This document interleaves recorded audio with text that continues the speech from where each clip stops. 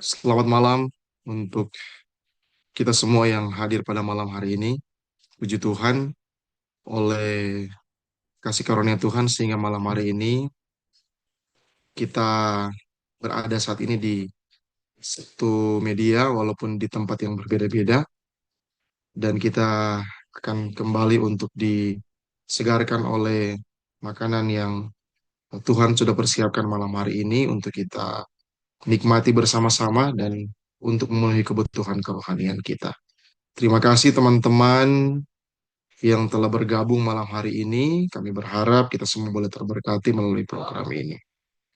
Baiklah, pada malam hari ini sebelum kita akan mulai, saya akan mengumumkan beberapa informasi penting bahwa malam hari ini kita sudah mulai dengan Bible Study yang pertama untuk program IAYC tahun 2026, dan setiap bulan di tanggal yang ditentukan eh, kita akan mengadakan program yang sama dengan topik yang berbeda. Jadi untuk nanti tanggal 7 April bulan yang akan datang, topik Bible Study kita adalah tentang inner child, ya. Kemudian nantinya akan dibawakan oleh Cheryl Jocelyn Leo, Master of Psychology. Di untuk bulan yang akan datang, kita akan mengikuti pembahasan tentang inner child yang akan dibawakan oleh Ibu Cheryl Jocelyn Leo, Master Psikologi. Demikian, kemudian kalau ada yang tertarik untuk mengikuti uh, prayer room, setiap minggu kita berdoa bersama-sama dalam sepekan itu di hari Senin jam uh, jam 7 malam untuk yang di Indonesia Barat, 8 malam untuk Indonesia Tengah, dan 9 malam untuk Indonesia Timur. Oke, demikian informasi, dan pada malam hari ini kita bersyukur karena Tuhan boleh menuntun kita, bahkan juga Tuhan boleh menuntun hamba Tuhan yang nantinya akan menjadi pembawa kabar pada malam hari ini, Bible Study untuk malam hari ini dengan tema From Doom Scrolling to Discernment, Following Jesus in the Age of AI and Anxiety. Jadi malam hari ini kita akan mengikuti pembahasan yang telah dibacakan tadi, dan pembicara kita malam hari ini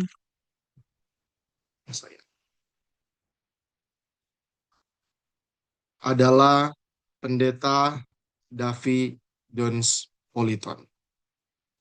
Oke, mungkin ada yang sudah pernah dengar hamba Tuhan Pendeta Politon membawakan firman ataupun Bible study.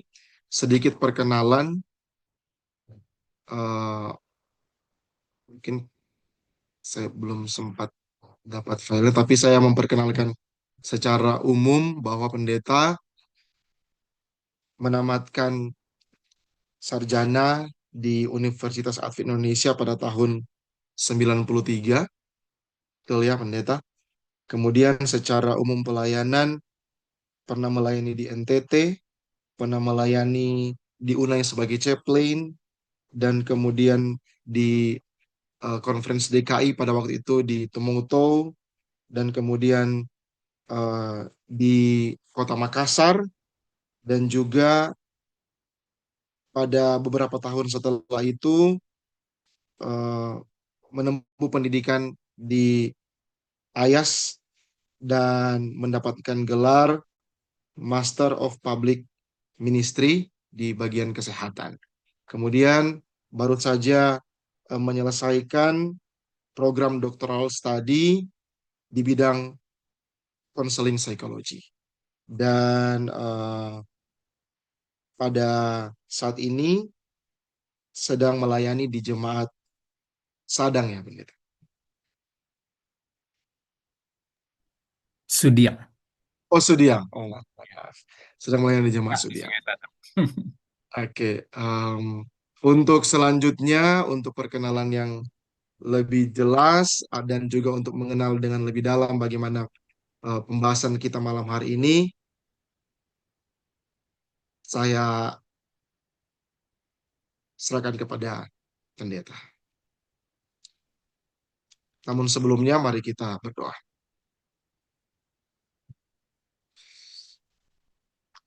Bapa yang di sorga, terima kasih karena Engkau sudah menuntun kami malam hari ini. Saat ini kami akan memulaikan program Bible Study kami. Biarlah Engkau boleh menuntun kami yang hadir, supaya boleh menerima dengan baik firman Tuhan. Terlebih khusus Pendeta Politon yang akan membawa kabar firman-Mu. Biar Engkau boleh menguatkan dia, mengurapi dia, sehingga firman yang dia akan sampaikan boleh menjadi berkat untuk kami semua. Sertai semua pendukung acara yang sementara beroperasi saat ini, baik sinyal, internet, maupun device kami masing-masing di rumah kami masing-masing, supaya itu boleh bekerja dengan baik, sehingga materi ini dapat kami terima dengan baik oleh Tuhan.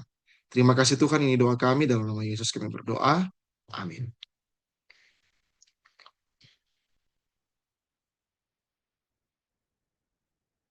Oke, setelah ini kami menyerahkan kepada Pendeta Politon dan setelah sesi ini eh, kita berikan kesempatan kalau ada yang mau bertanya ataupun usul doa. Diberikan kesempatan untuk pendeta.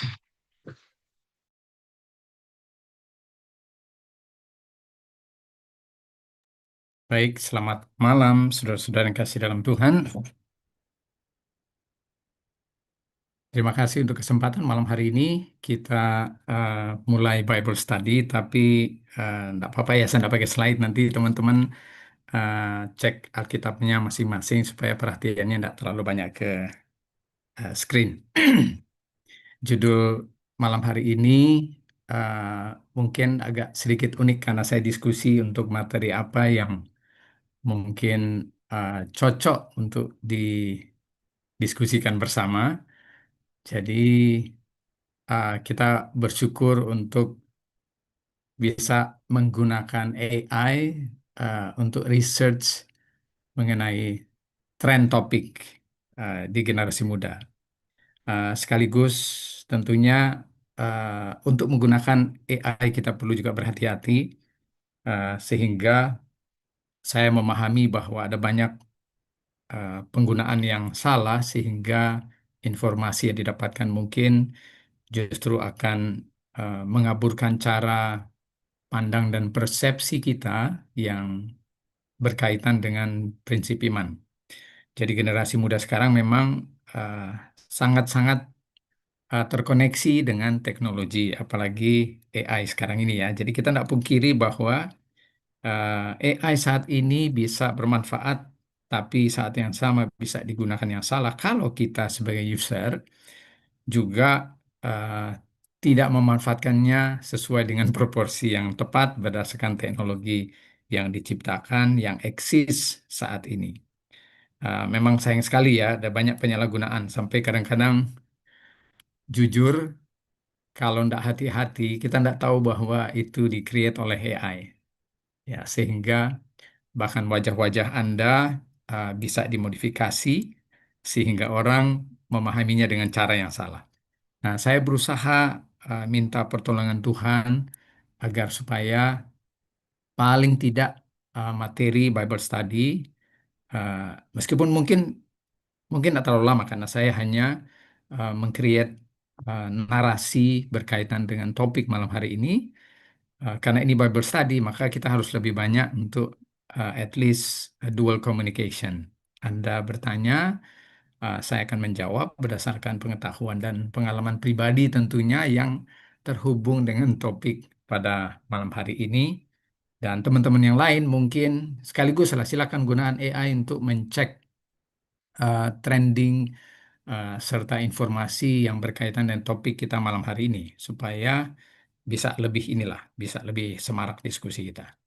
Apalagi ini saya dengar live ya, jadi teman-teman yang mungkin merespon lewat apakah itu YouTube atau live streaming uh, platform lainnya, mungkin teman-teman yang in charge untuk melihat apa ada pertanyaan secara online, mungkin bisa share supaya kita bisa diskusikan bersama. Oke, sebelum itu mari kita tunduk kepala ya. Kita berdoa.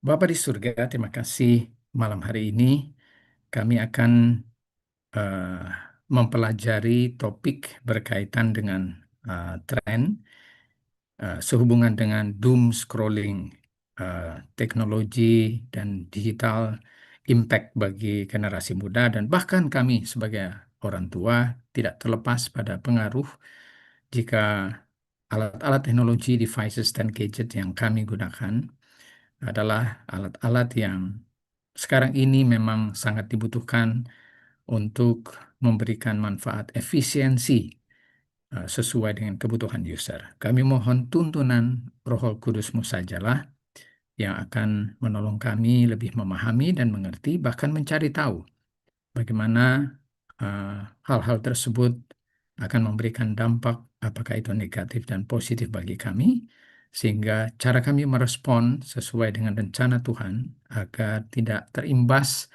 bagi generasi di mana kami hidup, dan bahkan kami bisa mendampingi dan membantu mereka yang membutuhkan untuk persepsi positif dan tepat sesuai dengan rencana Tuhan. Inilah doa kami.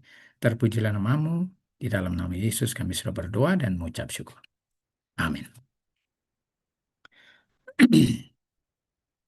Oke, mungkin saya memang tidak menggunakan slide, tapi saya berharap teman-teman boleh eh, memperhatikan dengan seksama kalau saya meminta yang menggunakan Zoom untuk membacakan nats Alkitab, mungkin secara volunteer boleh membacakannya ya. Ada 3 Bible text yang saya gunakan malam hari ini, yaitu Filipi 4 ayat 4 sampai 9, lalu Wahyu 14 ayat 12 dan Roma 12 ayat 2. Meskipun ada beberapa ayat suportif nanti yang saya akan gunakan. Mungkin yang pertama Filipi 4 ayat 4 sampai 9. Apa ada volunteer yang bisa membacakannya? Filipi 4 ayat 4 sampai 9.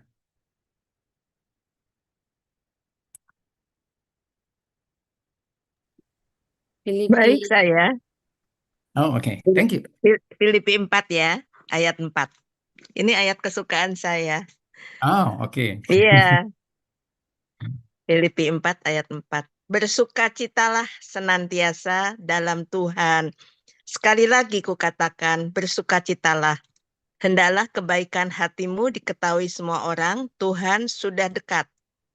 Janganlah hendaknya kamu khawatir tentang apapun juga, tetapi nyatakanlah dalam segala hal keinginanmu kepada Allah dalam doa dan permohonan dengan ucapan syukur.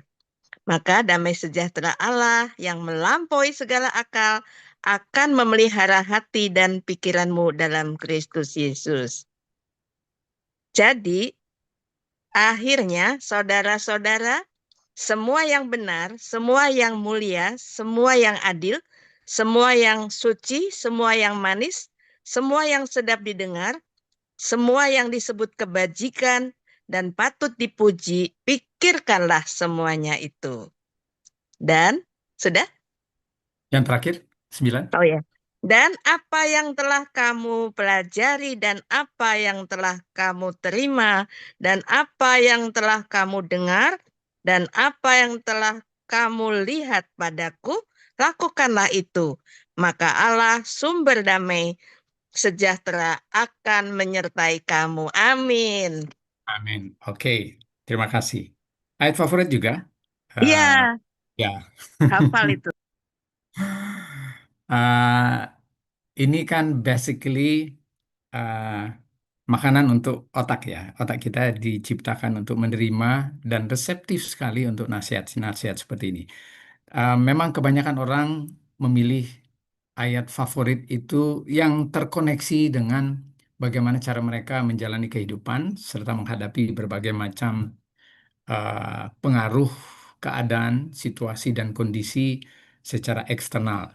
Makanya, kalau pernah mendengarkan sebuah statement yang mengekspos tentang manfaat Alkitab, eh, beliau bilang Alkitab ini adalah a manual book, a neuropsychological manual book for human being. Artinya buku panduan secara psikologi untuk makhluk ciptaan.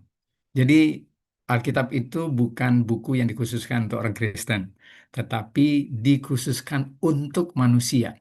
Entah Anda itu dari mana asalnya, rasnya dari mana, terlepas dari pengetahuan dan latar belakang pendidikan yang berbeda, suku yang berbeda, bangsa yang berbeda, the Bible is for human being. It is not only for Christian community.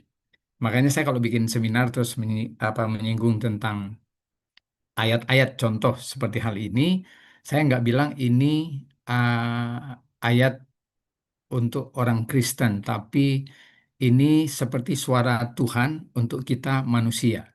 Jadi pemahaman seperti itu akan lebih diterima dibanding kita menggunakan konteks apa namanya kekristenan.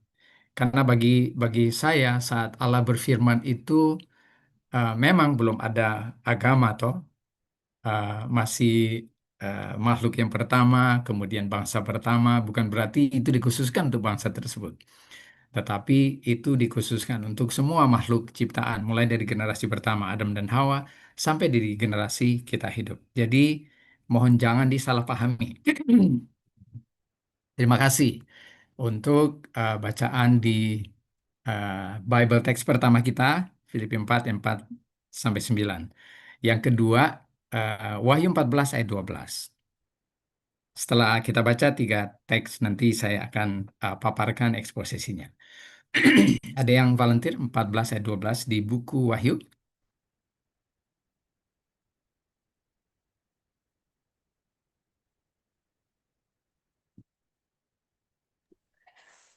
Wahyu 14 ayat 12. Yang penting di sini ialah ketekunan orang-orang kudus yang menuruti firman Allah dan iman kepada Yesus. Oke, terima kasih banyak. Terakhir, Roma 12 ayat 2.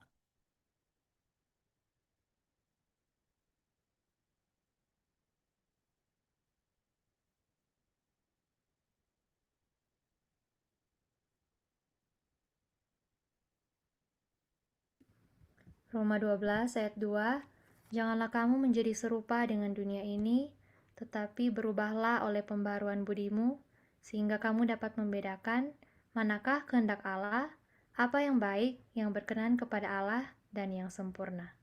Oke, terima kasih banyak. Terima kasih untuk mereka-mereka yang telah membacakan Bible text kita malam hari ini. Boleh dong konfirmasi ke saya berapa menit untuk presentasinya? 15? Masih Supaya ada saya bisa 10 membatasi. menit, masih boleh, Pendeta. Oke. Jadi kalau ada person yang in charge, boleh dikasih timer mungkin di atas supaya saya bisa lihat. Paling tidak untuk memandu. Tentunya tahu kan trending ini kalau pendeta berbicara biasanya kadang-kadang ada yang lama katanya. Tapi kalau ada time slot yang disediakan, boleh diinformasikan supaya otak saya mengolah proses tersebut untuk menyampaikan sesuai dengan porsi yang diberikan.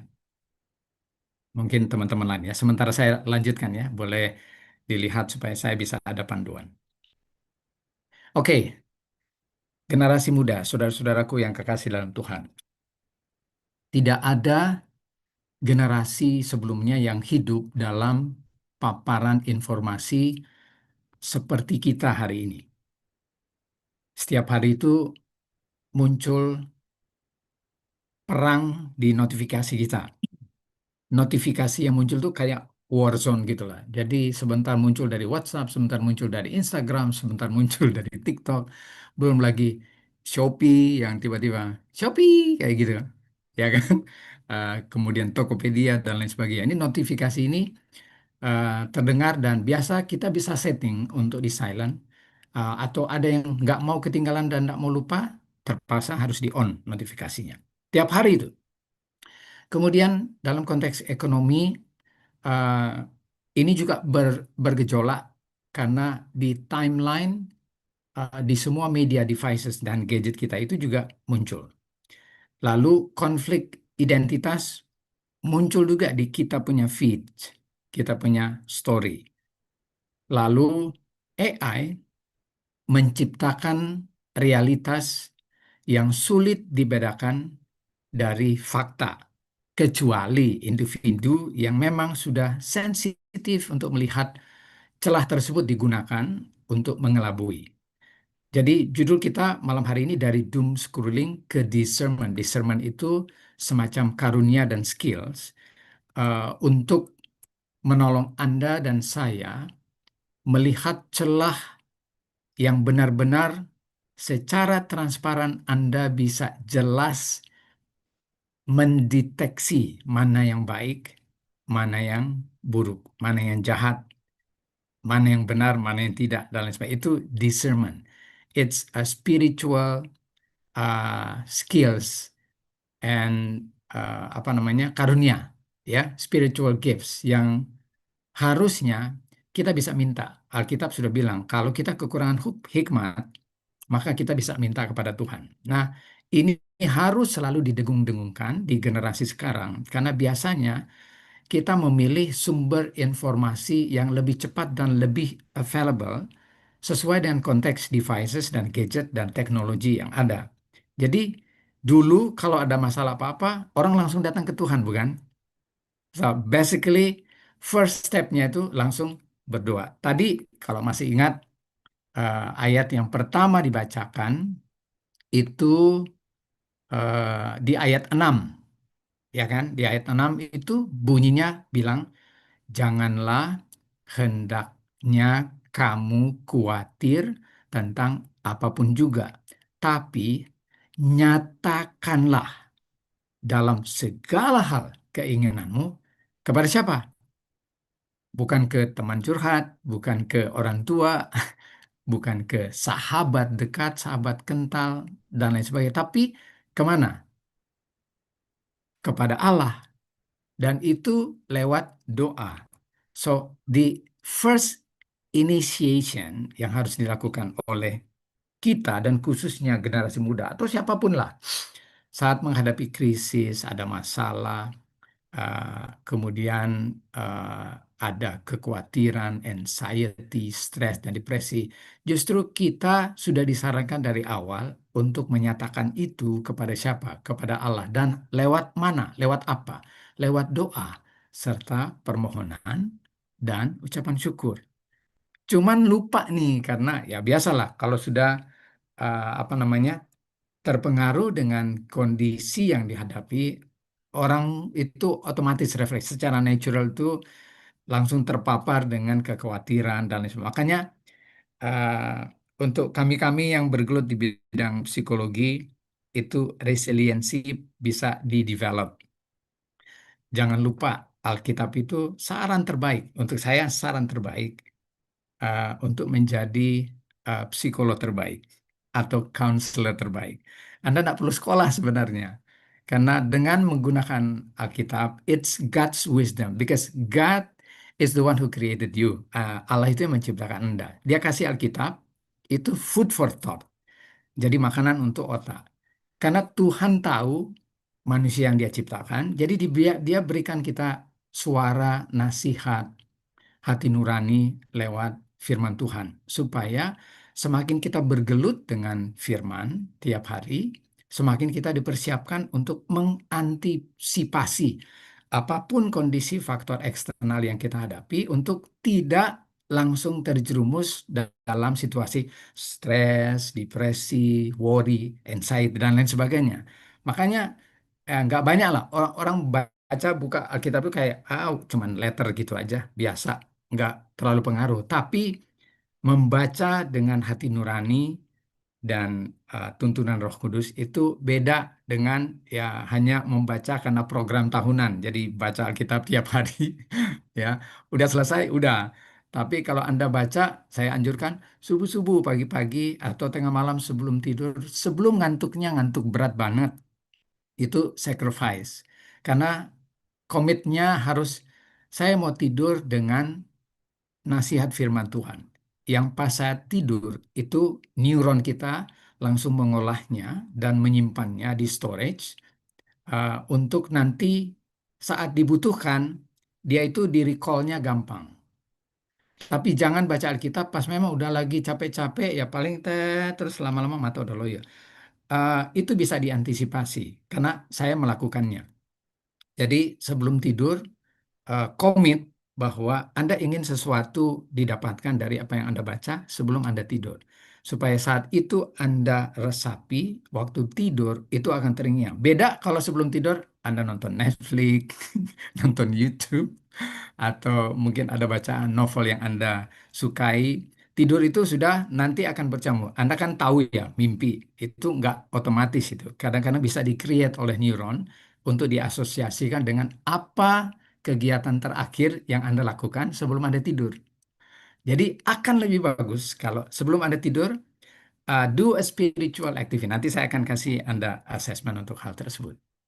Jadi ini saya expose ya untuk bisa paling tidak melihat bahwa ini paparan yang terjadi. Nah, salah seorang psikolog, Jen Twing, dia mencatat bahwa generasi digital itu mengalami peningkatan signifikan dalam kecemasan dan rasa tidak aman sejak era smartphone menjadi lebih dominan. Dulu saya mungkin pengguna pertama yang menggunakan pager di Sulawesi Selatan. Dulu tuh handphone kita tuh masih yang Nokia berapa tuh yang lah 1530 kalau yang berapa? Yang cuman monokrom lah kesannya. Saya menggunakan pager itu karena saya mengantisipasi ada teks yang dikirim, pendeta kami lagi di sini, ada yang perlu didoakan. Jadi saya tinggal buka pager, kemudian dia teks yang terbaca, apa mengalir gitu, langsung saya react untuk pergi dan kunjungi. Itu saya menggunakan pager dan uh, masih Nokia lama dulu lah. Lalu karena ini teknologi itu berkembang di situ itu awal-awal yang gitu saja orang sudah getol tuh ya cari-cari handphone yang tercanggih di awal-awal. Saya masih ingat waktu di Unai kita dikasih handphone untuk gembala jemaat itu dikasih handphone. Saya masih ingat tuh masih Samsung Flip yang saya masih bisa buka dia punya tempat mikrofon jadi di flip begitu. Kayak eh, Samsung yang flip sekarang. Jadi itu buka, itu kan tebal. Kalau yang lalu itu masih ada antena tapi ada flipnya. Itu pun masih monokrom. Jadi hasil penelitian waktu itu menjelaskan berdasarkan Janto yang punya penelitian, kecemasan itu meningkat dan rasa insecure itu udah muncul saat era smartphone. Nah, banyak peneliti menyebut kondisi ini sebagai CCE, Chronic Crisis Exposure, paparan krisis yang terus-menerus. Jadi fenomena yang muncul dari kondisi ini disebut, itu topik kita malam hari ini, doom scrolling. Jadi Anda tidak akan berhenti tuh scrolling, atas ke bawah, atas ke bawah, atas ke bawah. Kalau smartphone Anda sudah canggih sekarang yang full layar, full screen, jadi udah gampang dengan jari kan, ke sana kemari. Dulu saya masih ingat, saya masih menggunakan Sony. Dulu uh, ya Sony yang scrollingnya itu pakai dia punya roll di sebelah kanan. Jadi tinggal kasih naik, kasih turun. Bukan screen yang di scroll, itu masih masih yang manual. Nah, ini doom scrolling kita punya topiknya. Jadi kebiasaan mengkonsumsi konten secara kompulsif, mau itu negatif, mau itu positif. Pokoknya scrolling. Apa yang dilihat di story, scroll. Mau di atas ke bawah, mau kiri ke kanan. Itu apa dia punya tren, ya. Nah, malam hari ini kita tidak membahas hanya sekedar kebiasaan digital, tapi membahas sesuatu yang lebih serius. Formasi pikiran di generasi akhir zaman. Makanya Wahyu 14 ayat 16 itu menggambarkan generasi terakhir bukan generasi yang panik, melainkan generasi yang berdiri, teguh, mandiri. Ya, kalau kita bicara eskatologi Advent, krisis harusnya bukan kejutan. Ya, kalau kita bicara eskatologi, krisis untuk kita harusnya itu bukan surprise. Karena kita udah tahu lebih awal. So basically kalau muncul krisis satu, ini berapa hari terakhir ini saya punya beberapa anggota dan ketua jemaat itu selalu infokan news trend. Iran lah perang ya, kemudian Amerika, belum lagi teman-teman yang expose tentang Sandelo dan lain sebagainya. Eh, saya tadi tadi siang waktu pas di rumah duka pulang dari sana sempat komunikasi dalam mobil. Saya bilang saya tidak mau terlalu expose dengan apa namanya news akhir-akhir ini karena memang lagi intens nih. 1 bulan penuh ini kita ada pekan 2 sampai 4. Saya baru selesai presentasi pekan 2 di Cina di Northern Region untuk International Adventist Fellowship di China. Jadi 1 pekan itu saya membahas tentang family and marriage issues dan memang intens karena saya harus berbicara bahasa Inggris di situ dan ada tanya jawab. Jadi saya bilang kalau saya terekspos lebih banyak dengan news, artinya tidak terlalu penting untuk saya meskipun kita harus tahu kondisi zaman. Tapi kalau saya rasa tidak terlalu perlu karena resiliensi yang saya harus develop, saya nggak perlu terkejut karena Alkitab sudah bilang bahwa akan ada deru perang. So basically nggak peduli mau perangnya siapa yang buat, at least news tentang perang sudah pasti ada karena Alkitab sudah sampaikan. Jadi saya nggak terlalu mau bergelut, mau urusin siapa yang menang, siapa yang kalah, siapa yang bikin masalah. Karena bukan urusan saya. Urusan saya adalah saat saya mendengar itu, bagaimana saya menjaga kondisi emosi, hati, dan bahkan persepsi iman saya berkaitan dengan hal itu. Kalau saya memutuskan, I need to develop more strengthen my faith in regards to that news, atau malah semakin stres. Aduh nanti kalau tiba-tiba terjadi impaknya ke sini, ke Makassar, aduh bagaimana? Dulu waktu berita tentang Sandilo di Amerika aja, orang-orang Indonesia malah lebih stres dibanding orang-orang di Amerika. Orang yang di sini malah pengen tinggal di Amerika, padahal udah tahu Sandilonya akan muncul di sana. Tapi yang di sana kasih sebar informasi ke sini, orang Indonesia yang lebih banyak stres. Lihat aja di Zoom-Zoom seminar. Jadi saya bilang ini bukan masalah informasi yang memborbandir dari faktor eksternal, tapi bagaimana cara Anda menyikapi dan merespon informasi yang masuk.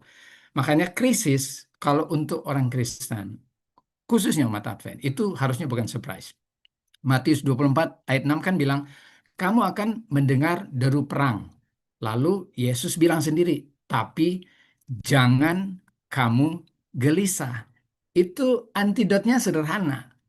Kegelisahan itu Anda bisa ciptakan sendiri karena reaksi dan respon Anda, bukan karena perangnya. Jadi semua faktor eksternal seharusnya tidak bisa mempengaruhi cara kita merespon dan bereaksi. Tapi kalau informasi dari luar justru Anda sikapi dengan negatif dan stres, yang kena dampak siapa? Anda. Ya, kalau udah stres, kita punya amigdala itu kan langsung bereaksi. Itu pusat emotional control. Kalau dia lebih dominan bekerja, karena feelings, Anda bisa lebih cepat stres. Makanya yang harus mengantisipasi itu adalah PFC, prefrontal cortex, bagian depan. Kalau dia lebih dominan, Anda mungkin akan bisa lebih mudah mengantisipasi gitu. Daripada mereduce happiness chemicals, mendingan memaksimalkan potensi menghasilkan happiness chemicals daripada sebaliknya. Karena siapa yang mau stres, ya kan? Oke, ini penting karena reaksi dan respon Anda akan menentukan apakah Anda tipe orang yang mudah sekali terpengaruh dengan situasi dan kondisi bahkan informasi yang terjadi di sekitar Anda. Oke, eskatologi Alkitab tidak pernah mengajarkan kita untuk terkejut. Krisis itu bukan tanda Tuhan kehilangan kendali. Tapi krisis itu adalah tanda sejarah sedang bergerak menuju penggenapan. Saya ulangi, krisis bukan tanda Tuhan kehilangan kendali. Tetapi ini adalah tanda bahwa sejarah bergerak menuju penggenapan. Kan Alkitab udah kasih tahu, ya kan? Sederhana banget. Tuhan cuma bilang, kamu akan mendengar bla bla bla bla bla. endingnya, tetapi jangan kamu gelisah. Itu adalah otoritas Anda dan bukan otoritas peristiwa dan kondisi yang terjadi di sekitar Anda. Jadi Anda sedang pegang kontrol. Tuhan sedang memberikan Anda otoritas untuk memegang kontrol kendali cara Anda bereaksi dan merespon terhadap apa yang terjadi di sekeliling, atau apa yang Anda lihat, atau apa yang Anda perhatikan. Ellen White menulis, "In the time of trouble, Satan will stir up hatred against those who obeys God's law, but they must stand in the strength of God." Artinya, di masa kesulitan nanti, setan itu akan memancing kebencian kepada mereka yang menuruti hukum-hukum Allah. Tetapi mereka ini yang menuruti hukum Allah ini must stand, harus berdiri dalam kekuatan Allah. Ada dua hal yang di-emphasize oleh Mrs. White. Tekanan akan meningkat, pressure ya akan meningkat. Tetapi kekuatan harus bersumber dari mana? Dari Allah. We must stand in the strength of God, bukan strength of human being. Jadi kekuatan bukan dari diri kita sendiri. Pertanyaan mendasar, apakah pikiran Anda dan saya dipersiapkan untuk berdiri? Nih, kita masuk nih di doom scrolling nih, ya. Eh, Pikiran yang terpecah dalam bahasa asli Yunaninya itu merimnao di Filipi 4 ayat 6. Waktu Rasul Paulus bilang, janganlah hendaknya kamu khawatir tentang apapun juga. Kata Yunani untuk khawatir itu merimnao. Dijelaskan pikiran yang terbagi-bagi, terpecah ke banyak arah. Itu merimnao. Jadi ini gambaran sempurna dari generasi digital sekarang. Ya, Anda bisa lihat. Saya tuh kalau lihat story yang bagus mau di Instagram, mau di Facebook, saya jarang buka Facebook untuk melihat apa. Pokoknya lihat story. Terus kalau saya lihat this is good for inspirational apa illustration. Jadi saya cek itu yang icon yang paling bawah yang untuk di save. Kan Anda bisa pilih waktu Anda save itu, Anda bisa create categories, right? Jadi pas Anda save story yang bagus, Anda create categories, saya akan create beberapa items. Contoh, uh, touching stories. Yang kedua, uh, skills and talents. Terus yang ketiga, spiritual insight. Yang keempat, faith development. Yang kelima, uh, make me in tears. Ya. Itu yang make me in tears itu saya banyak banget save karena saya orangnya kalau dikategorikan tuh melankolis. Jadi nggak gampang banget nangis lihat story yang menyentuh hati, terus nggak terasa udah banjir air mata ya. Uh, Abuse kayak terus orang berbagi terus membantu. Udah saya save-nya saya paling banyak tuh ya hal gitu. Itu Anda bisa create dan bisa bisa ciptakan kategoris untuk menolong Anda mengcreate persepsi berdasarkan kategori. Ini generasi digital itu begitu, tapi Anda yang harus mengantisipasi toh. Banyak informasi, banyak opini, banyak ketakutan, sedikit keheningan, lebih banyak fear, ya. Susah mencari kedamaian, ketenangan karena ya yang membombardir Anda itu yang istilahnya trending topik, mau itu di TikTok, mau itu di Instagram, yang sebenarnya trending topik pun sebenarnya nggak bermanfaat banget untuk Anda punya spiritual, tapi hanya untuk mencuri Anda punya perhatian untuk lebih banyak klik di sana atau lebih banyak timing ke sana karena biasanya penasaran kan kalau udah lihat itu selesai sorry kita replay lagi ya kan ulang lagi balik lagi ya kayak gitulah naturally. Jadi doom scrolling ini memperkuat kondisi ini. Nah, secara neuroscience paparan konten negatif yang berulang itu akan mengaktifkan amigdala. Pusat selain itu emotional control system, ini juga pusat deteksi ancaman di otak. Ya, jika ini terjadi terus-menerus, sistem saraf hidup dalam mode siaga kronis. Ya, kalau ini terus-menerus dipaparkan, siaga kronis langsung teraktivasi. Nah, tapi Paulus tidak memberi solusi pelarian. Dia cuma bilang, nyatakan dalam doa dan permohonan dengan ucapan syukur. Simpel kan? Nyatakan dalam doa, permohonan, dan ucapan syukur. Kalau kita bicara soal doa, permohonan, dan ucapan syukur, berapa banyak dan berapa sering kita lihat generasi muda yang kalau menghadapi sesuatu langsung kneel down in prayer atau silence in prayer, cari ketenangan, cari waktu meditasi, langsung berdoa, koneksi sama Tuhan. Lord, I need help on this situation. Tuhan, saya butuh impresi dari Roh Kudus untuk menolong bagaimana saya bereaksi ini. Apa saya harus mengucapkan sesuatu, atau apa saya harus bereaksi dengan sikap dan attitude yang kayak gimana? Itu itu di doa itu kita menyampaikan permohonan yang kita butuhkan.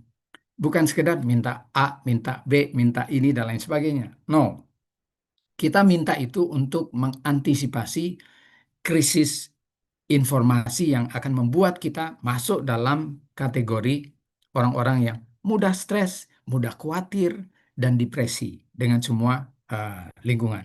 Lalu, kalau sudah dapat apa yang Tuhan bantu, dan Dia menolong kita mengantisipasi cara kita bereaksi, maka kita langsung masuk di mode yang terakhir, ucapan syukur. Susah kalau kita mengucapkan syukur, hanya memberikan kategori untuk jawaban dari apa yang kita mohonkan.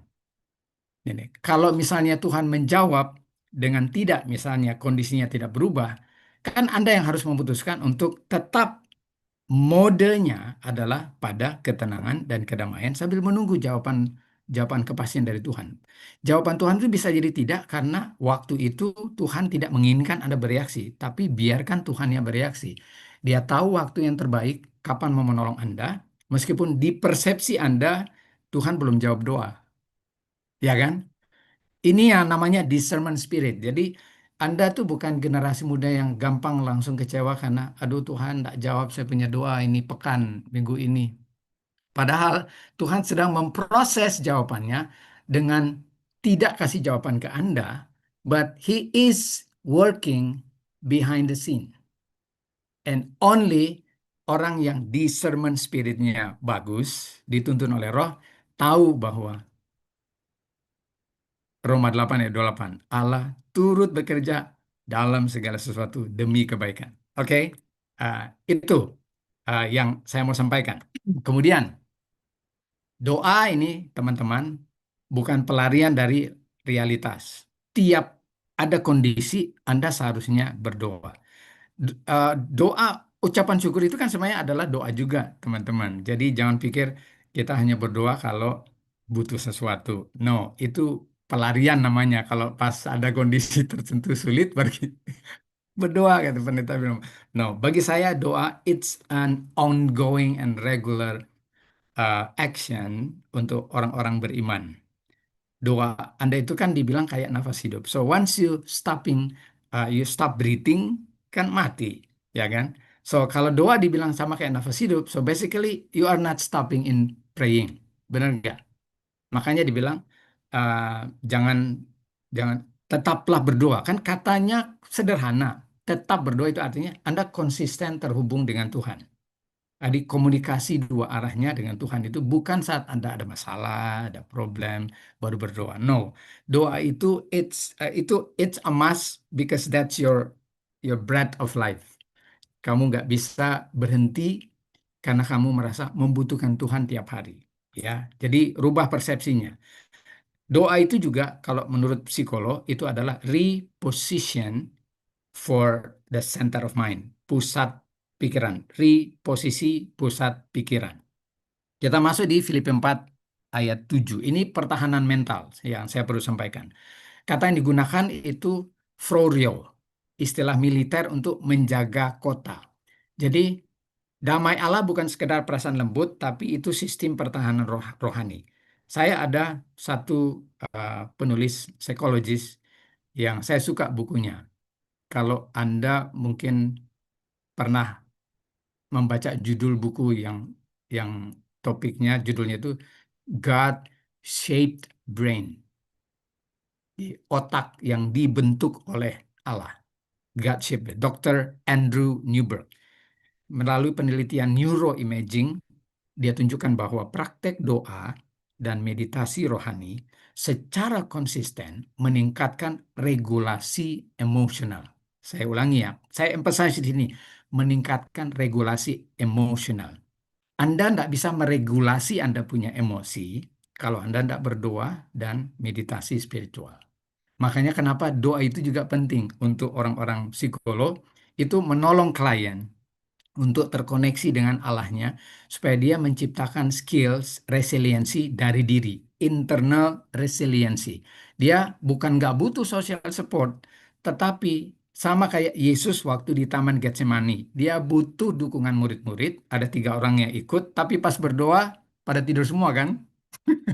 Jadi social support yang Yesus harapkan nggak didapat. Jadi bukan berarti Yesus itu nggak punya tekanan mental, stres karena nggak ada social support. Tapi justru dalam kondisi itu, dia mengajarkan kepada Anda dan saya bahwa personal resiliency itu lebih penting dibanding social support. Kenapa? Karena in case social support nggak available, lalu Anda cepat putus asa, lalu kemudian anak generasi muda sekarang itu kan banyak yang bunuh diri, mau di Cina, mau di Jepang, di Filipina. Saya punya 2 anak angkat yang suicide. Saya masih ada di kampus di AUP waktu itu. Saya sampai menangis. Jadi saya pernah posting di saya punya story di Facebook. Dia kerja di kantor guidance and counseling di kampus, tapi dia juga eh, bunuh diri. Anda bisa lihat Yesus bergumul di Taman Getsemani, berharapkan dukungan social support, tapi karena nggak ada, langsung dia bergantung sama Bapaknya, ya kan? Jadi bayangkan peluhnya seperti darah mengucur. Itu artinya ekspresi mental conditionnya itu benar-benar berat, mau dipahami oleh orang. Kenapa? Di pikirannya itu beban makhluk orang berdosa, seluruh ciptaan itu ada di pundaknya. Kita ini cuman beban pundak masalah sendiri gitu loh yang kita kita pikul. Belum masalah orang lain. Kita udah stres dan udah kecewa. Yesus enggak. Akhirnya dia ending kalimat dan doanya cuma bilang, Thy will be done. Ya kan? Kehendak Tuhan yang jadi. Artinya dia sudah serahkan, surrender, bahwa apapun kondisi nanti kalau sampai maut yang harus dihadapi, dia udah surrender. Jadi internal strength-nya dia udah serahkan kepada Tuhan. Jadi biar nyawanya hilang, no problem, imannya nggak goyah. Gitu. Sama kayak Daniel dan kawan-kawan. Semua orang bertulut, bertelut apa menyembah, dia nggak peduli mau diancam, mau masuk dapur api atau enggak, pokoknya ekspresi imannya sudah. Jadi ini resiliensi internal maksudnya. Itu hanya bisa lewat lewat praktik doa dan meditasi rohani secara konsisten. Wah, saya punya 11 menit. Thank you, uh, staff tim ya, udah memberikan panduan. Roma 12 ayat 2. Itu yang disinggung itu pembaharuan budi. Ya, pembaharuan budi. Dr. Carolyn Leaf ini juga salah seorang psikologis yang saya sedang ikuti perkembangan cara dia menjelaskan persepsi prinsip Alkitab yang berkaitan dengan perkembangan otak. Dia menjelaskan tentang prinsip neuroplasticity. Ini adalah label yang diberikan kepada otak.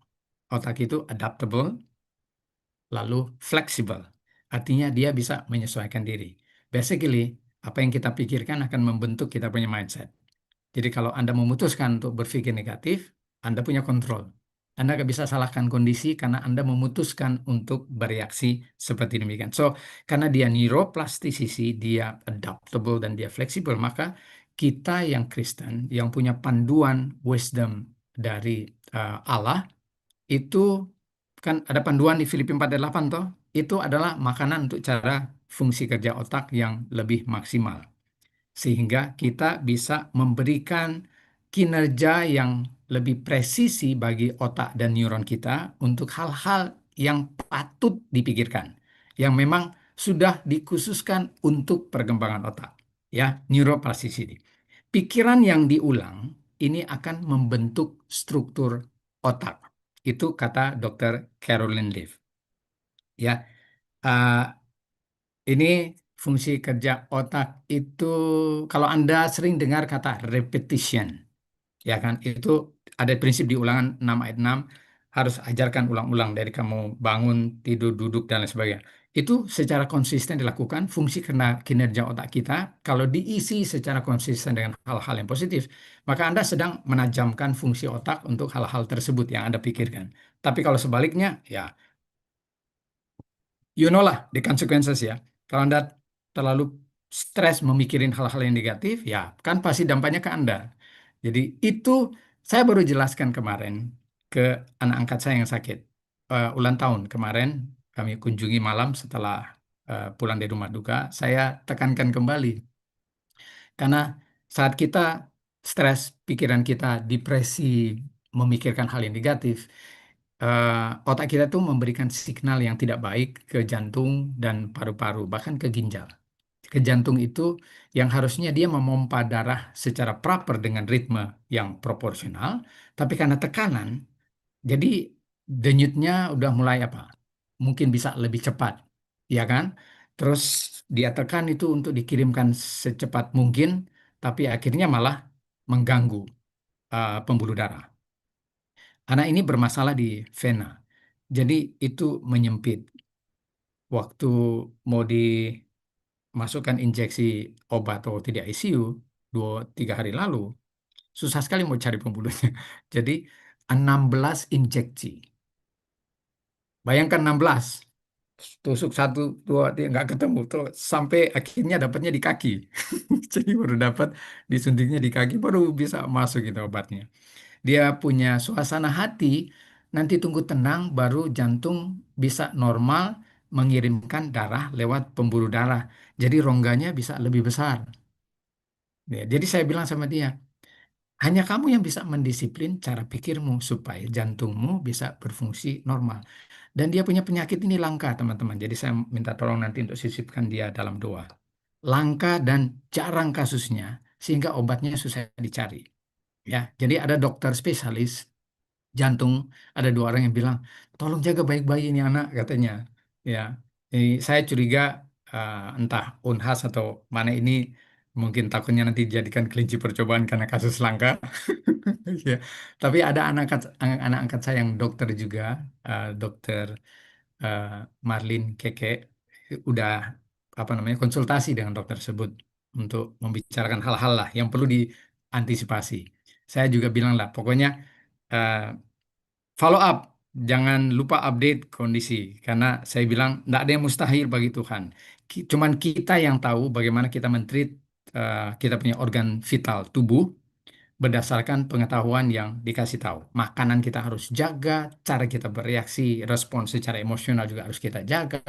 Karena ini koneksinya kan ke organ vital yang sedang bekerja untuk membuat kita ini berfungsi dengan normal. Kalau kita sudah terpengaruh dengan kondisi lewat di pikiran, otak mengirimkan signal yang tidak proporsional ke semua organ vital, kita juga yang repot. Jadi kita juga yang sakit. Jadi hati-hati sekali. Dr. Carol Leaf sudah jelaskan pikiran ini kalau salah yang kita pikirkan akan membentuk struktur otak tidak sesuai dengan proporsinya. Jadi sama dengan apa yang Ellen White bilang. By beholding, we become changed. Dengan memandang kepada dia, kita diubahkan. Artinya fokus dan atensi yang konsisten, maka kita bisa berubah. Jadi kalau kondisi dan situasi di luar misalnya mempengaruhi Anda punya emosional, semakin sering Anda melihat itu dan membiarkan Anda terpapar dengan kondisinya, Anda akan diubah berdasarkan kondisi yang Anda perhatikan. Benar nggak?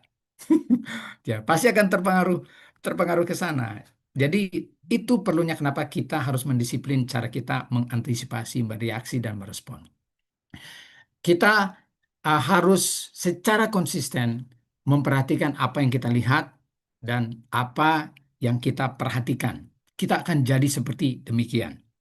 Ingat Amsal 23:7 bilang, what is the man think, so is he.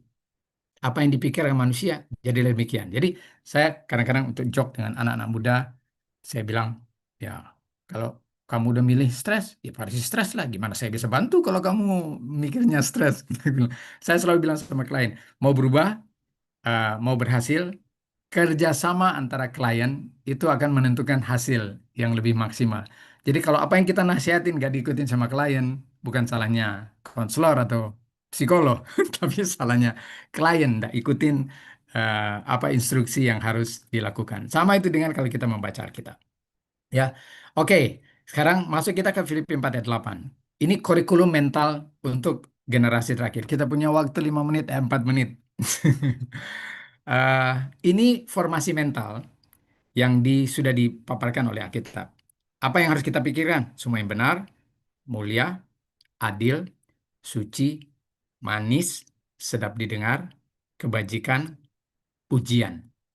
Ini bukan general ethics, ya. Ini filter mental ability, ya.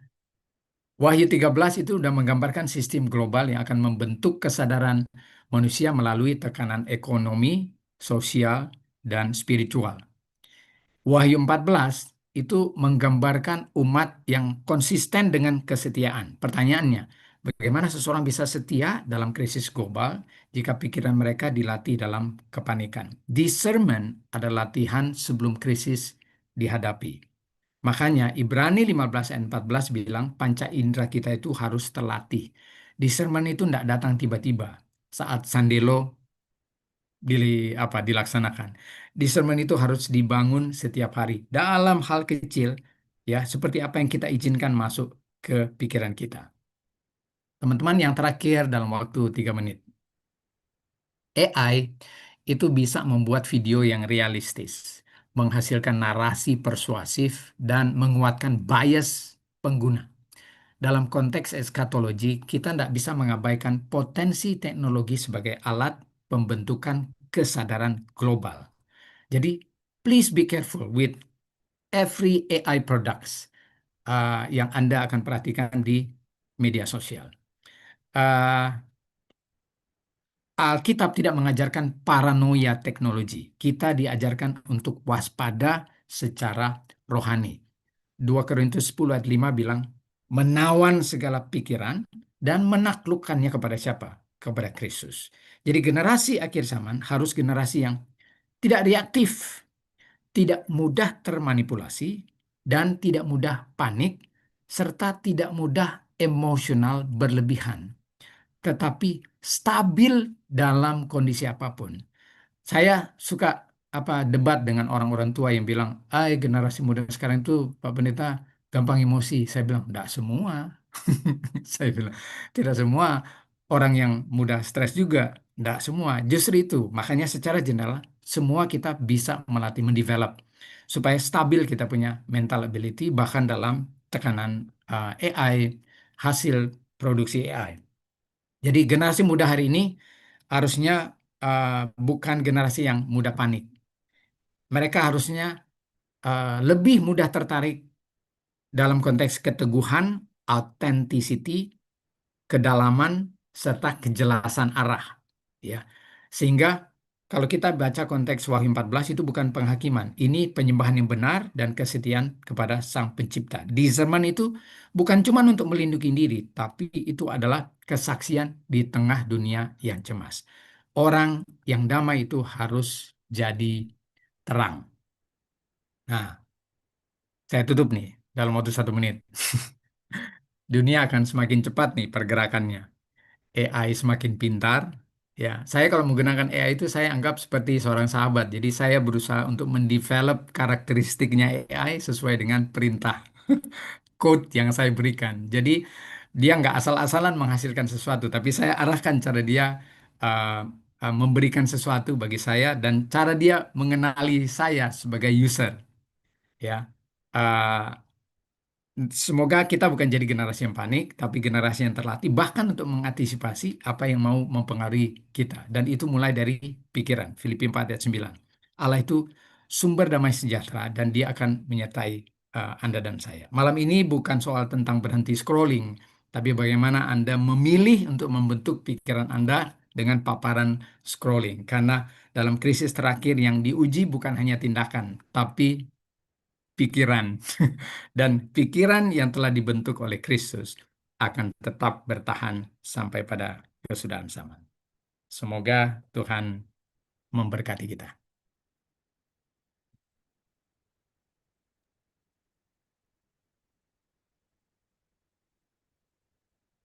Puji Tuhan. Mari kita gunakan waktu beberapa menit untuk 1 menit untuk refleksi, dan setelah itu kita akan buka sesi tanya jawab. Sementara refleksi, host akan memutarkan satu instrumen.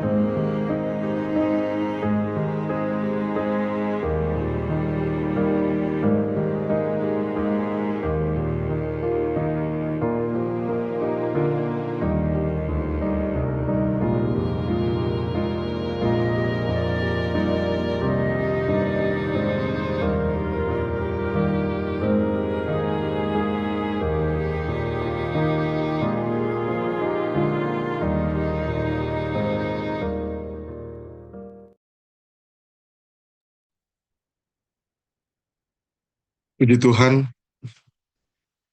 kita begitu terberkati dan saya merasakan ada banyak poin-poin penting yang eh, begitu melekat dengan kehidupan orang-orang muda saat ini yang boleh Pendeta Politon ingatkan, sampaikan, dan berikan tadi. Dan pada kesempatan ini, kita belum akan menyampaikan ucapan terima kasih yang eh, terakhir, karena masih ada sesi tanya jawab. Saya merasakan ada energi-energi yang penuh dengan apa namanya pertanyaan dan reaksi-reaksi yang positif malam hari ini. Karena itu jangan ragu untuk memberikan pertanyaan. Kalau terasa terlalu sulit untuk diketik atau dapat tulisan biasa mau tulis, boleh langsung open mic. Nah, apa-apa. Jadi silakan, disilakan diberikan kesempatan karena waktu Q&A kita hanya 10 sampai 15 menit ke depan ya, kecuali dari seksi acara mengizinkan ada eh, waktu yang lebih, kita boleh luas lagi kesempatan malam hari ini. Disilakan.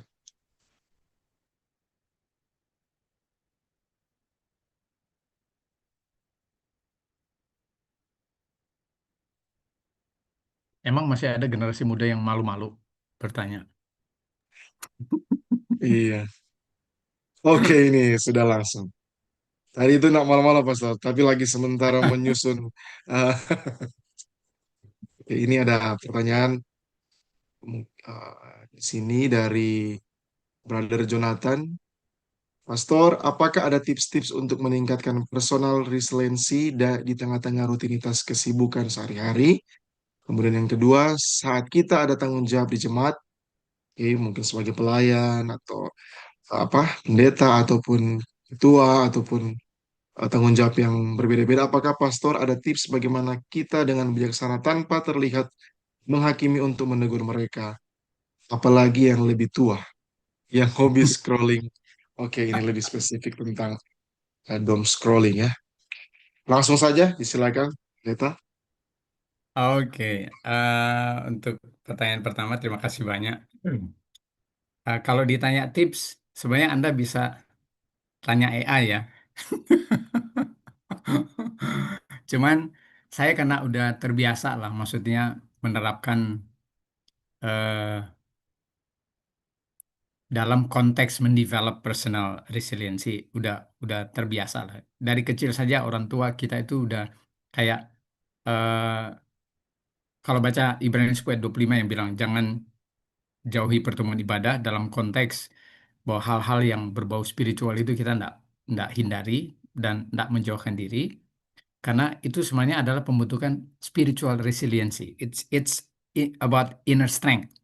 Anda bisa lakukan itu, meditasi pribadi, renungan pagi, renungan malam, dan lain sebagainya.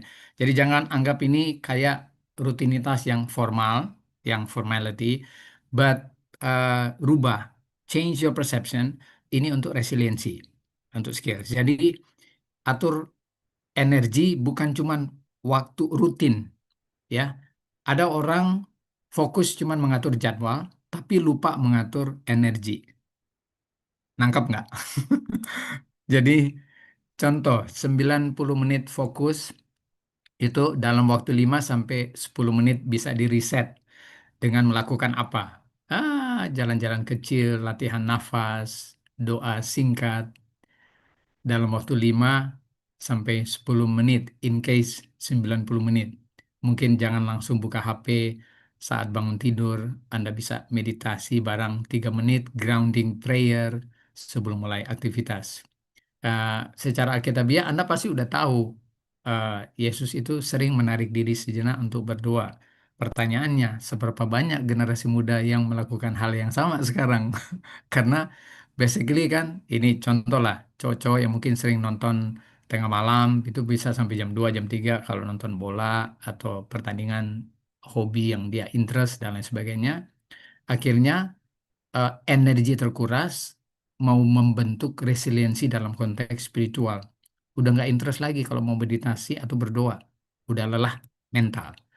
Dan itu harus kita apa namanya antisipasi. Saya meskipun capek fisik, ini kan saya pengalaman pribadi ya, supaya paling tidak tipsnya itu ya kalau Anda menjalankan Anda bisa dapatkan hasil sama seperti saya. Saya pernah dikasih jadwal untuk berbicara di STI College di Santa Rosa, di dekat kampus lah, kira-kira 15-20 menit dari kampus AUP. Dan saya baru selesai research itu jam setengah 3, hampir jam 3 subuh. Kemudian saya cuma tidur hanya sampai jam setengah 5. Karena jam 5 saya harus kumpul di lapangan untuk briefing dengan saya punya psikologi dean department, graduate psychology dean. Waktu itu saya presiden di graduate psychology department. Kemudian saya juga presiden di graduate uh, studies yang untuk overall membawahi college uh, department di kampus AUP. Jadi saya pegang dua, jadi saya harus ikut academic council tiap minggu dengan presiden council tiap minggu di hari yang berbeda, Selasa dan Kamis. Itu capek habis research. Tapi waktu saya bangun, saya harus antisipasi untuk energi saya itu tidak terkuras. Saya minum vitamin, minum air putih hangat, kemudian bermeditasi 2-3 menit, saya minta tolong Tuhan, please strengthen my physical energy. Karena saya harus mempersiapkan materi secara bergantian dengan Dean sama apa namanya chair department. Kami ada 5 orang, 1 orang Afrika. Jadi 2 dari staff faculty, 3 dari staff faculty, 2 dari graduate student psikologi. Itu sampai jam setengah 6 sore. Bayangkan, saya tidurnya cuma jam 3, 4, ya, mungkin 1 atau 2 jam kali. Cuman saya harus antisipasi. Jadi kita punya otoritas. Kita nggak bisa minta bantuan Tuhan, tapi kita nggak lakukan sesuatu gitu. Ya kan? So basically kerjasama lah. Tuhan berikan kita kemampuan, kita yang harus antisipasi melakukannya. Jadi latih juga regulasi emosi tiap hari, tiap kali Anda terpancing, yang saya selalu lakukan adalah saya tuh nggak langsung gampang bereaksi. Kalau orang fitnah, orang bicarain jelek, oh, no, udah nggak ngefek lah. Karena kalau latihan sederhana itu tarik napas 4 detik, tahan 4 detik, buang 6 detik, lalu say something, words like Tuhan, you are in control, help me to control my reaction. Ya kan? Itu Filipina ayat 7 itu harus diterapkan secara praktis. Jadi nggak cuma baca. Dan saya karena dapat manfaat dari situ, saya bisa saksikan. Jadi, if you do it properly, you will get the same benefit. Ya. Lalu bangun dengan mental filter yang baik tiap hari. Ya, artinya Saya punya otoritas untuk memasukkan apa yang saya pikirkan tiap pagi sebelum saya memulai aktivitas. Kalau Anda terpapar dengan chat di WhatsApp, story di IG, atau di TikTok yang membuat justru suasana Anda jadi kayak nggak stabil. Jadi pas mau mulai hari kan pasti udah mulai karena Anda yang buka akses ke kondisi tersebut. Jadi ya akhirnya Anda tidak mudah memanage Anda punya emosi saat pas Anda kerja di kantor atau kuliah di kampus, ada orang pancing Anda punya emosi, terus langsung aja bereaksi cepat, mudah tersinggung. Saya udah nggak mudah tersinggung. Mau orang mau bicarakan apa aja buruk, that's their authority. Saya bilang saya nggak bisa kontrol orang punya pikiran. Saya aja bisa kontrol saya punya otak. Jadi kalau attitude orang juga saya nggak bisa kontrol. Jadi terserah mereka mau marah atau mau jelekkan, saya udah punya kontrol untuk reaksi dan respon saya. Jadi saya bisa manage. Mau antisipasi dengan respon positif, biar aja kalau nggak benar, ngapain dipusingin ya kan? Berjalan dengan waktu, basically publik akan tahu bahwa apa yang dia omongin nggak benar, apa yang dia viralin nggak benar. Udah, stay cool. Ya. Dan jangan lupa olahraga rutin ya, teman-teman. Anak-anak muda sekarang banyak yang udah saking sibuknya dia lagi jogging cuma 5 menit, 10 menit pagi aja nggak ada waktu katanya. Ya, padahal kita kalau kalian masih muda, persendian kalian tuh harus selalu dilatih untuk bergerak dengan konsep mentalnya memang untuk olahraga. Ada yang bilang sama saya, Pak Pendeta, saya tuh kantor saya tuh di lantai gini, saya pilih naik naik tangga daripada naik lift. Itu udah olahraga. Saya bilang kalau pikiranmu nggak lagi mikirkan olahraga itu bukan olahraga itu kerja. Aku bilang gitu. Olahraga itu artinya Anda udah set mindsetnya, saya mau exercise. Itu olahraga. Jadi otak memberikan signal bahwa apa yang Anda pikirkan itu tujuannya adalah untuk olahraga. Tapi kalau dalam situasi kerja baru Anda antisipasi bilang sama pikiran bahwa itu olahraga, beda banget. Ya, untuk saya bukan olahraga, meskipun Anda bergerak ya.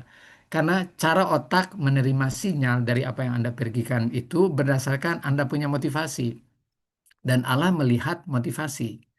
Anda menilai motivasi. Kalau motivasi Anda untuk exercise, untuk olahraga, lakukan secara fisik dengan tujuan untuk berolahraga. Eh, Jalan kaki pagi saat Anda sedang memberikan schedule itu olahraga, bukan kerja. Ya, beda. Ya itu, Oma Irawati bilang, bahagia itu sederhana. Memang sederhana, tapi tidak semua orang sesederhana memikirkan hal itu. Ya, happiness is a choice. Thank you. Ada lagi ya yang tadi yang kedua ya.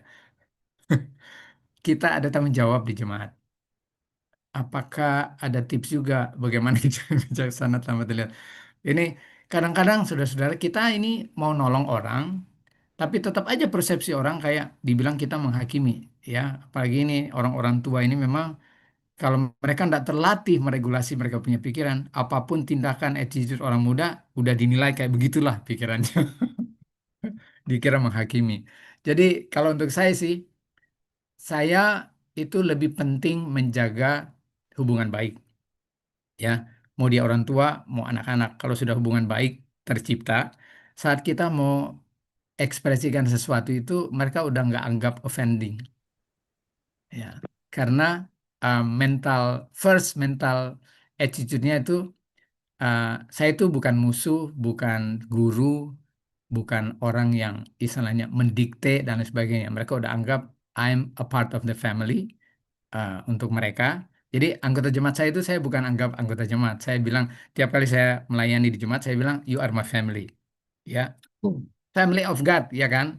Meskipun beda eh, misalnya orang Ambon di situ ada orang Batak, ada orang China di situ. Saya bilang you are family. Why?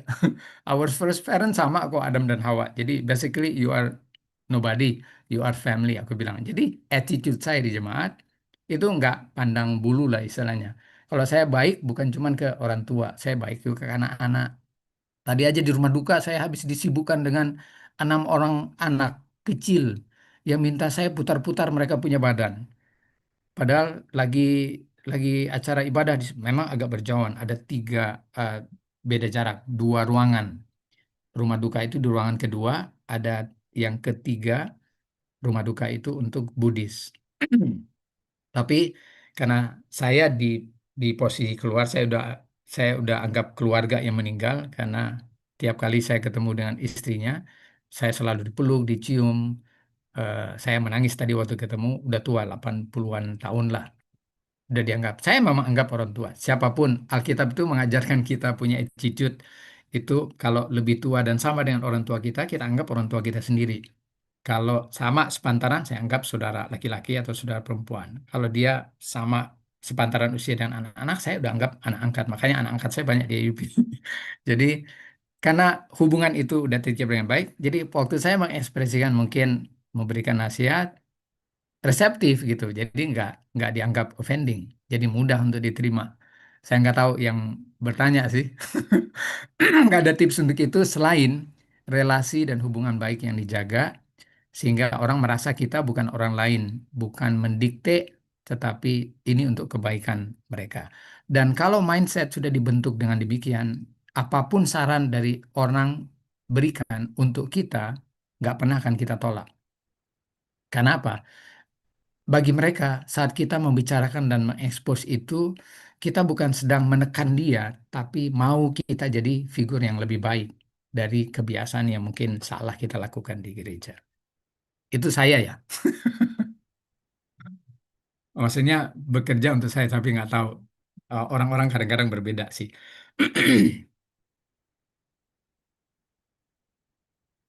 Mudah-mudahan menjawab.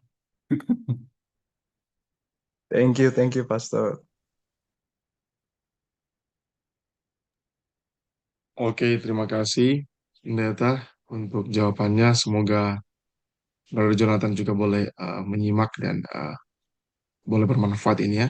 Saya melihat tadi ada yang, oke, ini ada pertanyaan dari Sis Indah dan juga mungkin kalau ada yang mau langsung bertanya open mic bisa. Yo, nggak Untuk apa-apa. yang sementara mengetik silakan. Jadi ini pertanyaan yang baru masuk. Pendeta boleh, bisakah Hmm. Pastor menjelaskan lebih banyak mengenai discernment dan bagaimana cara kita membedakan discernment sebagai karunia dari Tuhan dan ego? Merasa lebih tahu? Pertanyaan kedua masih diketik. Bagaimana cara kita tahu sebuah informasi membangun iman atau justru memicu ketakutan? Kira-kira kebiasaan kecil yang bisa kita mulai untuk menjaga pikiran tetap sehat saat kita sudah terjerumus ke doom scrolling.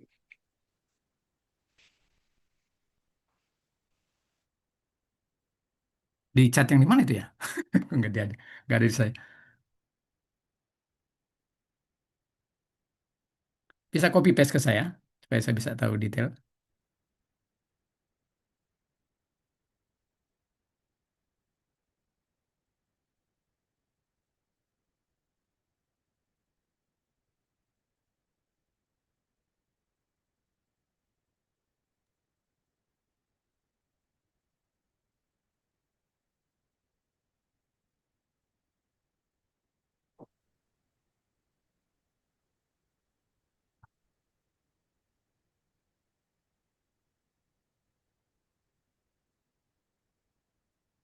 Hmm.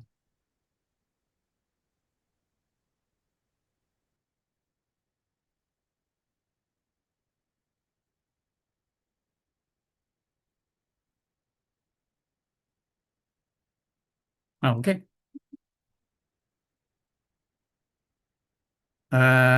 Discernment. Bagaimana cara kita membedakan discernment sebagai karunia dari Tuhan dan ego. Ego, merasa lebih tahu. Ada dua perbedaan signifikan sih untuk discernment. Kalau discernment itu biasanya lebih ke hal-hal yang eh, spiritual. Kita kita itu biasanya diarahkan untuk bisa membedakan mana yang benar dan mana yang salah, yang sehat dan tidak sehat, berdasarkan prinsip kebenaran, bicarakan tentang hikmat, dan biasanya selalu itu harusnya dituntun oleh Roh Kudus. Jadi discernment itu artinya melatih panca indera untuk lebih spesifik mendevelop skills untuk membedakan mana yang baik dan mana yang jahat. Itu discernment. Jadi dia harus berakar pada kebenaran. Tujuannya adalah untuk menjaga hati dan menghasilkan ketenangan dan kedamaian dan selalu dipenuhi oleh kerendahan hati. Di luar ini Anda bisa tahu that's not discernment. That's pasti ego. Karena ego itu self ya. Kalau orang psikologi itu pasti bicara soal ego yang dibagi-bagi itu. Saya nggak terlalu in favor dengan hal-hal tersebut saat saat belajar di AUP yang lalu. Kalau Anda cek di internet, kalau bicara soal ego, pasti itu ada latar belakang sejarah dari eh, Bapak psikologi, mulai dari Sigmund Freud, Carl Rogers, dan lain sebagainya, itu mengekspos tentang ego yang ada beberapa kategori. Sementara secara Alkitabiah, kalau Anda mau punya discernment berdasarkan prinsip Alkitab, Anda baca Roma, kemudian Galatia pasal 5, Roma 7, Galatia pasal 5, 1 Korintus 13. Lalu dasar pemikirannya adalah Filipi 4 ayat 8. Yang Rasul Paulus expose itu cuma 2 karakteristik. Saya lebih in favor saat bicara discernment itu adalah tuntunan di Galatia pasal 5. Ada pembagian yang Rasul Paulus arahkan tentang daging atau self, itu yang disebut di sini ego kan. Di Alkitab itu cuma bicara soal kedagingan dan buah-buah roh. Oke, itu 2 karakteristik. Jadi kalau bicara soal karakter dan kepribadian juga, saya lebih in favor apa yang Rasul Paulus ungkapkan dibanding yang kita pelajari di sekolah, kayak ada phlegmatik, ada melankolik, ada sanguin, ada apalagi satu, kolerik. Phlegmatik, sanguin, kolerik. Satu lagi apa ya? Ada Melancholic. 4 Melankolik. temperamen. Jadi eh, Anda pasti pernah itu ikutin assessment kan untuk tahu apakah Anda itu pragmatik, sanguin, kolerik, dan melankolik, atau Anda gabungan dari keduanya dan lain sebagainya. Saya nggak banyak dan memang nggak pernah saya expose itu lagi. Kalau Anda baca buku tulisan siapa itu yang spiritual yang diubahkan, temperamen yang diubahkan. Saya eh, waktu di Manila saat diundang bicara keliling di gereja-gereja sekeliling di Quezon City, di Manila, di Tagaytay, Santa Rosa, eh, Los Baños, sampai di Iloilo, sampai di eh, Mindoro, itu kebanyakan saya expose 2 karakteristik itu. Jadi kedanginan. Kan Rasul Paulus bilang ini harus mati, ya kan? Kedangin. Semua elemen kedangin itu harus mati. Lalu yang buah-buah rohani ini yang harus dijaga, yang harus hidup. Rasul Paulus bilang 2 ini nggak bisa tinggal satu figur karena selalu konflik, ya kan? Sebentar baik, sebentar jahat. Nggak boleh gitu manusia. Jadi kalau Anda murid Yesus, nggak bisa pagi Anda ramah, siang Anda kasar, ya kan? Itu kalau orang psikolog bilang kayak mood swing gitu. Sebentar-bentar dia baik, sebentar-bentar dia mudah tersinggung. Ya, harusnya nggak gitu. Itu yang bikin kita punya krisis kepribadian. Karena kita nggak matikan yang kedagingan. Masih kita simpan ada beberapa. Karena biasanya kita excuse-nya bilang begini, susah pendeta, dari dulu saya begitu. Atau papa saya dulu begitu mungkin, di katanya gitu. Jadi like father, like son, like mother, like daughter, dan lain sebagainya. Padahal kita ini diajarin untuk Christ-like. Tapi kita milih like father atau like mother. Papa kita begitu, ya kita ini udah begini, Pak Pendeta dari sana. No, God gave you the Bible to transform your characteristic, to transform your personality, to transform your behavior. Jadi harusnya kita nggak ngikutin konsep word perspective bahwa kalau papa mau begini, kamu pasti begini. DNA memang ada. Kita itu masing-masing punya 2 DNA. Satu dari grandparents, satu dari parents. Jadi ada elemen dari papa, mama yang kebawa ke kita karena DNA, structure. Tapi tanyalah, cek di internet. DNA itu sudah bisa dimodified. Secara penelitian bisa dimodified.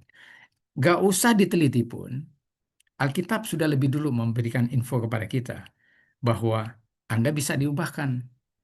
Benar nggak? Saya salah nggak ngomong gini? Artinya, coba Anda bayangkanlah secara sederhana, Anda punya Alkitab yang sama. Saat Anda baca 1 Korintus 13 ayat 4-8, dimulai dari kasih itu sabar. Lalu Anda memilih untuk tidak sabar. Kenapa? Dari dulunya begitu. Saya orang Ambon, Pak Pendeta. Saya orang Medan, Pak Pendeta. Nggak bisa ini. Padahal baca Alkitab yang sama. Allah lewat Rasul Paulus bilang, kasih itu sabar. Allah itu kan kasih. Kita ini diciptakan oleh Allah. Kalau baca tulisan Ellen White di Education halaman 13 kalau 18. Kan tujuan pendidikan itu adalah to restore the image of God yang hilang. So basically, cara merestore image itu adalah dengan membaca pesan yang sudah dituliskan di Alkitab. Kalau kita baca Alkitab, kita selidiki, meditasi, dan berdoa minta diubahkan, baru kita tidak berubah, yang salah siapa? Yang salah usernya yang baca. Itu artinya firman Allah itu nggak berkuasa mengubah karena memang Tuhan berikan kita the power of choice. Whether you want to be saved or not, it depends on your decision making. Jadi kalau Anda memilih untuk mau diubahkan, go ahead. Anda akan pasti diubahkan kalau Anda punya kerinduan untuk mau diubahkan menjadi seperti dia. Kalau enggak, Anda tetap punya hak. Tapi kan ending-endingnya nanti cuma ada dua yang bisa diselamatkan. Murid Yesus dan bukan. Yang menuruti perintah dan yang tidak. Kalau Anda tidak menurut, ya basically Anda tinggal nunggu aja. Udah tahu lah ceritanya. Udah predik bahwa ending-endingnya pasti Anda tidak akan diselamatkan. Tapi Anda masih mau jalan hidup kayak enjoy aja gitu. Nggak ada orang berubah saat pintu kasihan tertutup. Saya infokan. Nggak ada orang. Dan Tuhan nggak merubah kondisi saat pintu kasihan tertutup. Anda sementara lagi melakukan hal yang jahat. So basically all the good things in the past lu nggak bisa cover Anda punya kejahatan pada saat pintu kasih yang tertutup. Once you are holy, you will be holy still. When you're evil, you will be evil still. Waktu Yesus datang, nggak ada perubahan. Jadi Anda diberikan otoritas untuk merubah cara pandang, cara pikir, dan behavior Anda berdasarkan kuasa pilih yang Tuhan anugerahkan. So, di sermon, Anda harus develop karena itu bagus untuk pembentukan karakter Anda. Kalau Anda sudah tahu ini benar, that's a discernment spirit. Do it. Langsung terapkan. Kalau tidak, Anda memberikan dominasi kepada ego. Artinya, no. Saya jangan dulu lah sekarang. Masih ada waktu. Ya, itu yang pertanyaan pertama. Yang kedua, bagaimana cara kita tahu sebuah informasi membangun? Ini kan sebenarnya sederhana. Ya, saya nggak bisa bilang karena nggak semua orang gampang menilai. Cuman kita tahu sebuah informasi membangun iman kalau saya kasih clue aja ya. Saya kasih clue. Kalau Anda tahu ini bermanfaat untuk orang lain dan untuk Anda bisa tahu itu akan membangun iman. Kalau Anda lihat ini merusak hubungan, maka itu pasti akan menjatuhkan iman. Dan bagaimana cara Anda bereaksi, Anda bisa lihat kok sederhana. Tuhan kasih kita discernment itu untuk melihat ini bisa jadi momok ini. Jadi Anda bisa stres. Anda punya pilihan untuk memilah, memfilter informasi yang akan mengganggu Anda punya mindset. Jadi itu ada di otoritas Anda. Tidak bisa orang intervensi, orang kedua tidak bisa intervensi. Cuman Anda dan Roh Kudus yang akan menolong Anda untuk mendevelop Anda punya skill. Kira-kira kebiasaan kecil yang bisa kita mulai untuk menjaga pikiran tetap sehat kita, ya hal-hal yang sederhana. Waktu Anda bangun, Anda punya kebiasaan, Anda bisa evaluasi semuanya. Ada assessment sih. Kalau Anda izinkan untuk assessment itu dilaksanakan kalau kita punya waktu. Kalau enggak ya saya cuma sharing aja nanti ke Ridley supaya Anda bisa lakukan secara pribadi lah. Ya untuk evaluasi weekly evaluasi. Hmm, melatih micro habits. Ya,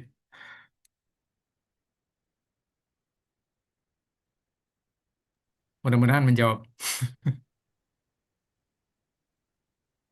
Oke, terima kasih Pendeta untuk jawaban tadi. Semoga boleh membantu bagi yang bertanya.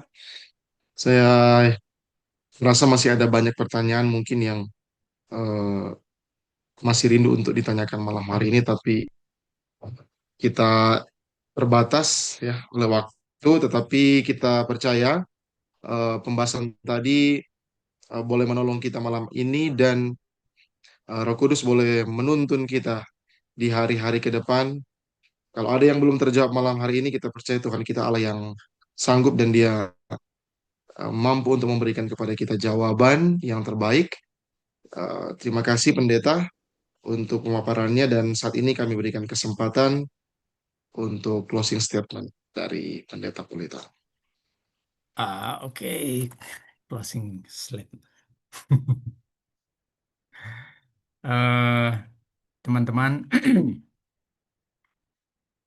saya punya ayat favorit yang ada di Filipi 4 ayat 13. Sederhana sih ya.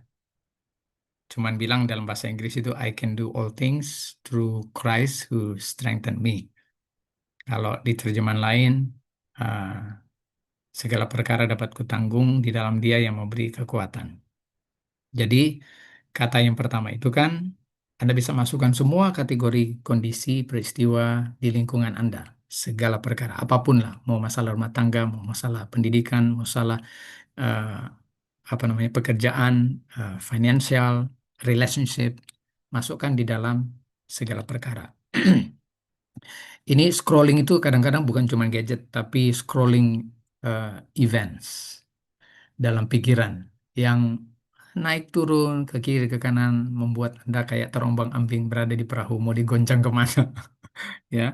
Tapi Anda bisa menanggungnya, Anda bisa develop skills untuk menghadapinya karena kekuatan yang harus Anda dapatkan itu adalah dari Yesus Kristus, bukan dari teman, bukan dari keluarga, bukan dari orang tua. Mereka bisa jadi media, tapi the source of strength itu selalu hanya bersumber pada Yesus Kristus.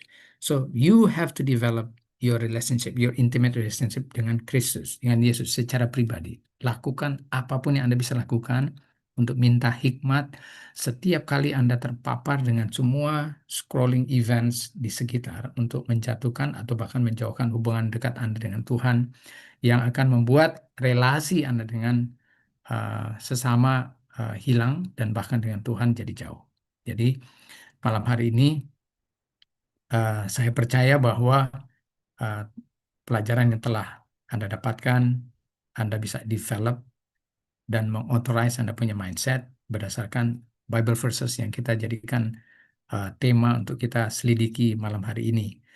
Ini apa namanya pusat informasi yang harus difilter, cuman dua kan yang boleh masuk, yang baik atau yang jahat, yang spiritual atau yang world. Anda yang punya. Saya nggak bisa bantu Anda karena saya nggak bisa kontrol Anda punya otak. So basically you have to develop your own discernment spirit untuk mengantisipasi apapun yang akan terjadi dengan pertolongan Tuhan. Tuhan memberkati. Ya, puji Tuhan, kata kunci yang penting tadi kita boleh mengembangkan Saya masih bisa hubungan. available ya Iya. dihubungkan meskipun sudah ending. Anda bisa dapat nomor WhatsApp kalau ingin. Oh, oke. Jadi saya Boleh nggak langsung kontak. chance. Siap. Oke. Always available. Kita masuk di bagian yang terakhir. Nanti pendeta akan mendoakan kita semua malam ini. Di menit-menit terakhir ini, kalau ada yang ingin menyampaikan usulan doa, boleh langsung disampaikan atau boleh langsung ditaruh di kolom chat malam ini. Mungkin saya berikan waktu 30 detik. Kalau ada yang mau bilang atau yang mengetik, boleh, silakan.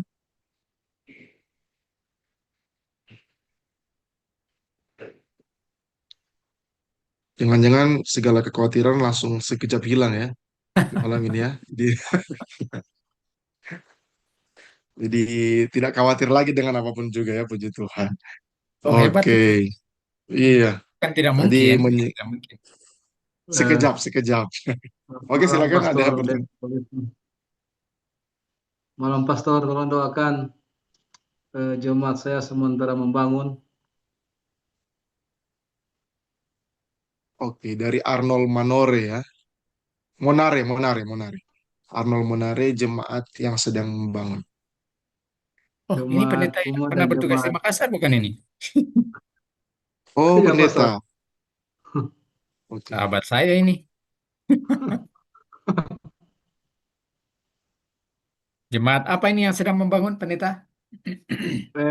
Jemaat umat dan jemaat Manukin Daeng.